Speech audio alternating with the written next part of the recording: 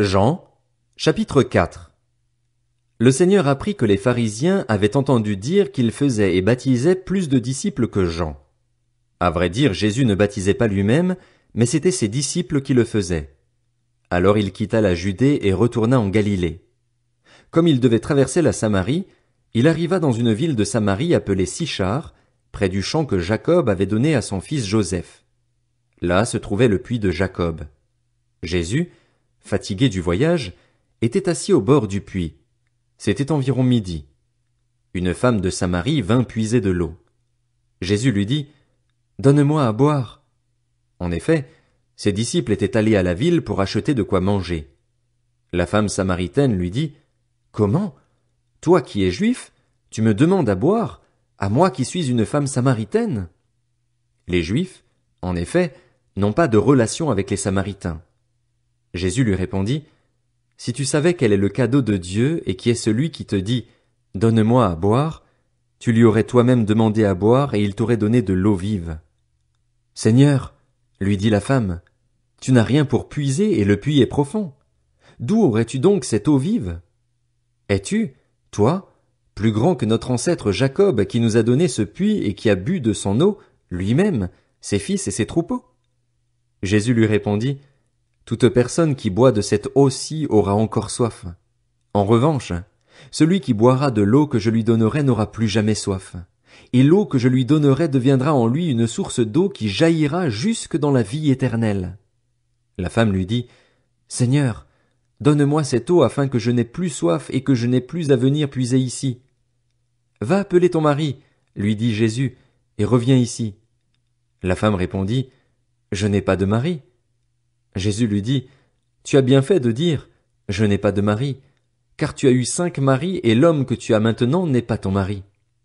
En cela tu as dit la vérité. »« Seigneur, lui dit la femme, je vois que tu es un prophète.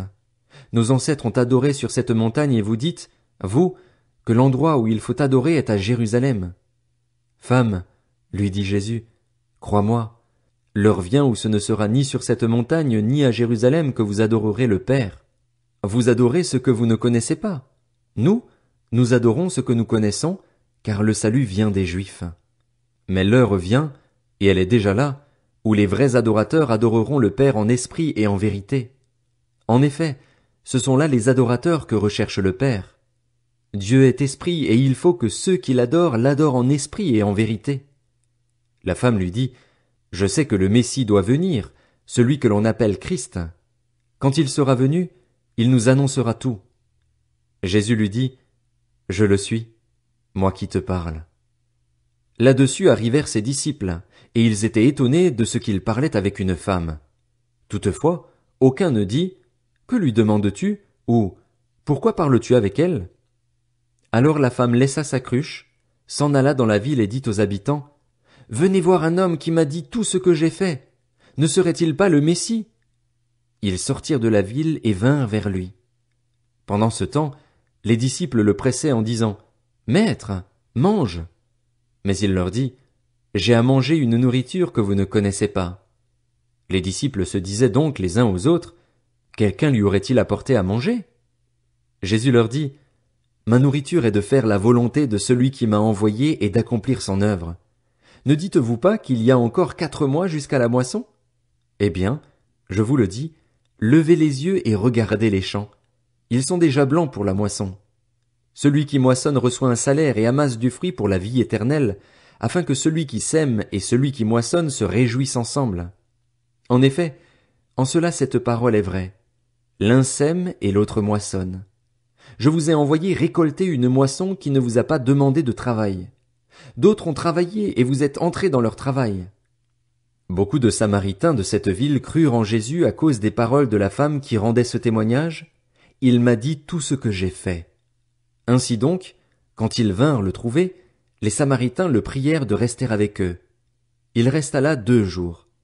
Un bien plus grand nombre crurent à cause des paroles de Jésus, et ils disaient à la femme, « Ce n'est plus seulement à cause de ce que tu as dit que nous croyons, car nous l'avons entendu nous-mêmes et nous savons qu'il est vraiment le Messie, le Sauveur du monde. » Après ces 2 jours, Jésus partit de là pour se rendre en Galilée, car il avait déclaré lui-même qu'un prophète n'est pas honoré dans sa propre patrie.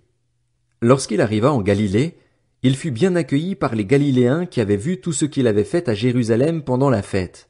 En effet, eux aussi étaient allés à la fête. Jésus retourna donc à Cana en Galilée, où il avait changé l'eau en vin. Il y avait à Capernaüm un officier du roi dont le fils était malade. Quand il apprit que Jésus était venu de Judée en Galilée, il alla le trouver et le pria de descendre guérir son fils, car il était sur le point de mourir. Jésus lui dit, « Si vous ne voyez pas des signes et des prodiges, vous ne croirez donc pas ?» L'officier du roi lui dit, « Seigneur, descends avant que mon enfant ne meure. » « Vas-y, lui dit Jésus, ton fils vit. » Cet homme crut à la parole que Jésus lui avait dite et s'en alla. Il était déjà en train de redescendre lorsque ses serviteurs vinrent à sa rencontre et lui dirent, « Ton enfant vit !» Il leur demanda à quelle heure il était allé mieux et ils lui dirent, « C'est hier, à 1 heure de l'après-midi, que la fièvre l'a quitté. » Le père reconnut que c'était à cette heure-là que Jésus lui avait dit, « Ton fils vit. » Alors il crut, lui et toute sa famille. Jésus fit ce deuxième signe miraculeux après être revenu de Judée en Galilée.